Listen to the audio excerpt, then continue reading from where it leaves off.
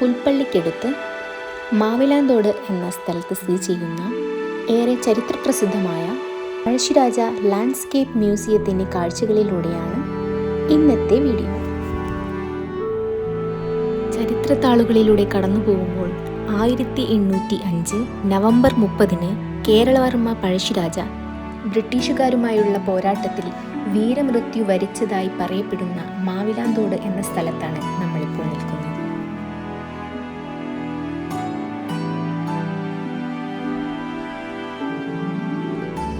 കേരള കർണാടക അതിർത്തിയോട് ചേർന്നാണ് ഈ ഒരു മ്യൂസിയം സ്ഥിതി ചെയ്യുന്നത്.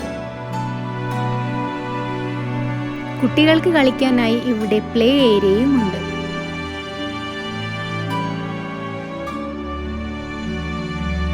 ഈ കണ്ടുകൊണ്ടിരിക്കുന്ന ഹാങ്ങിങ് പ്ലാന്റ്സ് ആണ് തുൻബർജിയ. ഇവ ഇവിടങ്ങളിൽ തണുപ്പ് നൽകാൻ വളരെ സഹായിക്കുന്നുണ്ട്.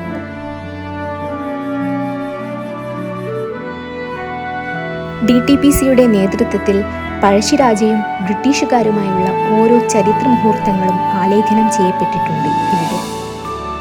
അതിൽ തലയ്ക്കൽ ചന്തുവും കുങ്കനും എല്ലാവരും ഉൾപ്പെടുന്നു.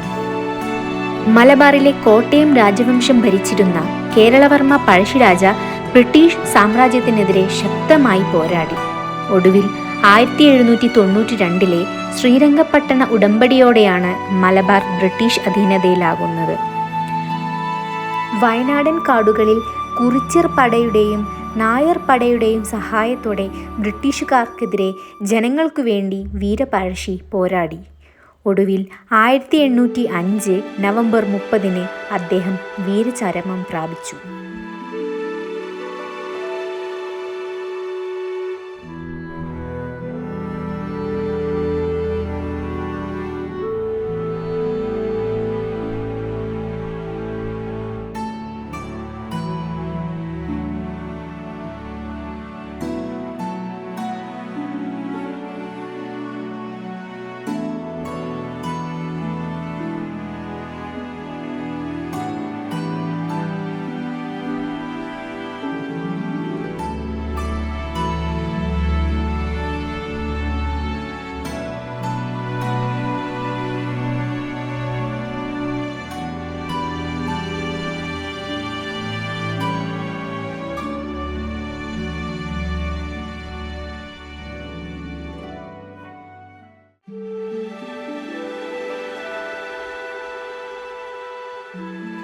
ബ്രിട്ടീഷുകാരുമായുള്ള യുദ്ധത്തിൽ പഴശ്ശിരാജാവ് കൊല്ലപ്പെട്ടത് ഇവിടെ വെച്ചാണ്. എന്നാൽ അദ്ദേഹത്തിൻ്റെ ഭൗതിക ശരീരം അടക്കം ചെയ്തിരിക്കുന്നത് മാനന്തവാടിയിലുള്ള സ്മാരകത്തിലാണ്.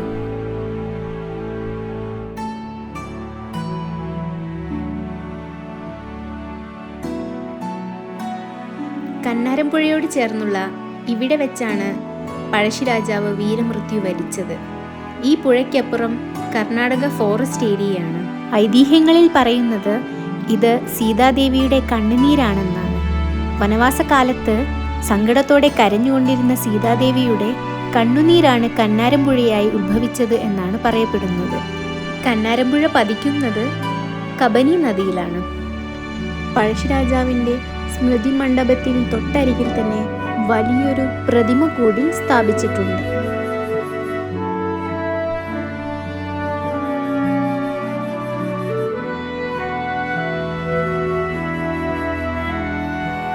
പലതരത്തിലുള്ള കൃഷിയും പൂന്തോട്ട പരിപാലനവും ഈ മ്യൂസിയത്തിൽ നടന്നു വരുന്നുണ്ട്.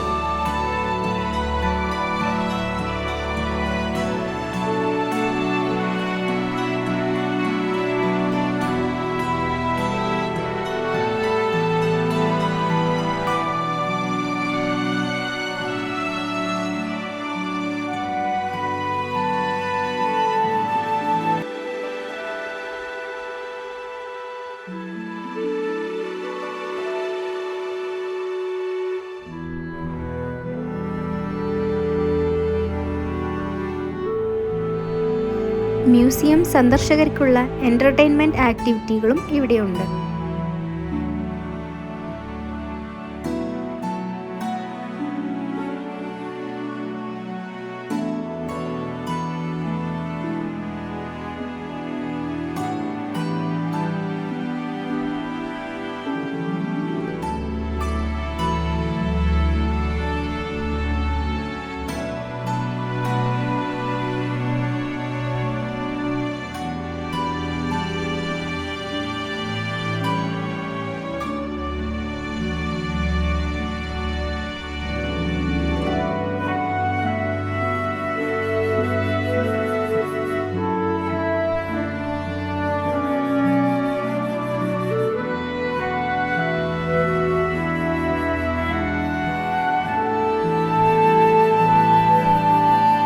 കാണുന്നതാണ് കർണാടക ഫോറസ്റ്റ് ഏരിയ.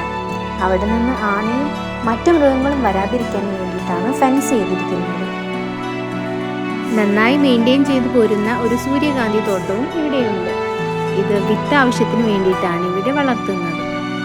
വയനാട്ടിലെ കാഴ്ചകൾ കാണാനെത്തുന്ന സഞ്ചാരികൾക്ക് ഇതൊരു നല്ലൊരു സ്പോട്ട് തന്നെയായിരിക്കും.